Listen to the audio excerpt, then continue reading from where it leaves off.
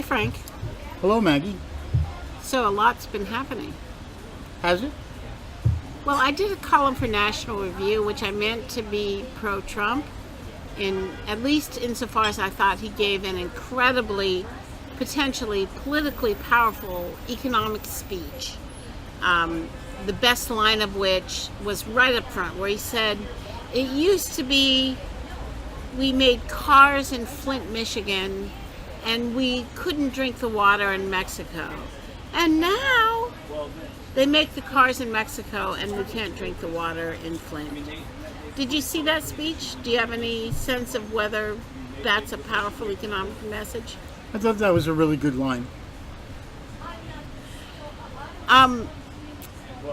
So the question is, the wind is at Trump's back, clearly. The polls are turning. Hillary is still ahead. Do you agree with that? That the momentum is in favor of Trump, but Hillary is likely still ahead if the election were today?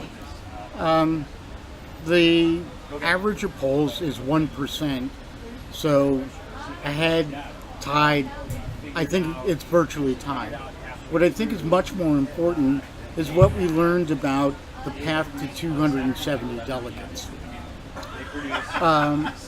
Trump is not winning traditionally Republican states by as wide a margin as other Republican candidates did in the past. But Hillary is winning Democratic states like California and New York by the traditional margins. This has two effects. When Hillary is up by 6 or 7 points, the media, which at the time saw this, said Hillary can win in a blowout because there are Republican states like Georgia, Texas, South Carolina that are in play. But the converse of this is actually the more important and interesting point, because as Trump regained those 7 points, there are states that no Republican in the past, and probably no Republican from this campaign, could have won. And they include states like Wisconsin, Colorado, Rhode Island, Maine, New Jersey, and it puts Trump on a path that actually gives him many more options, with the race being close, of getting to the 270 than Hillary has. It's an amazing turnaround. New Jersey? Really? Well, it's 3 points in some of the latest polls. If New Jersey goes for Trump, it'll be a landslide. But the weird thing, it'll be electoral college landslide if he wins the election by 4 or 5 points. So,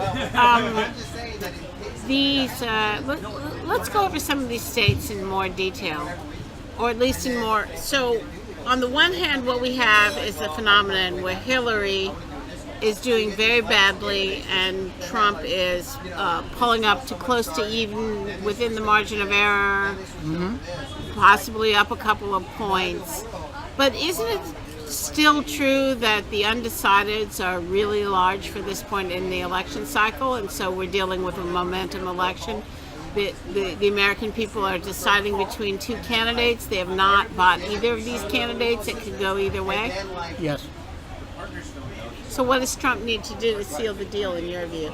Well, I think he needs to continue to do what we've been suggesting for months, which is put the onus on Hillary Clinton to make herself acceptable.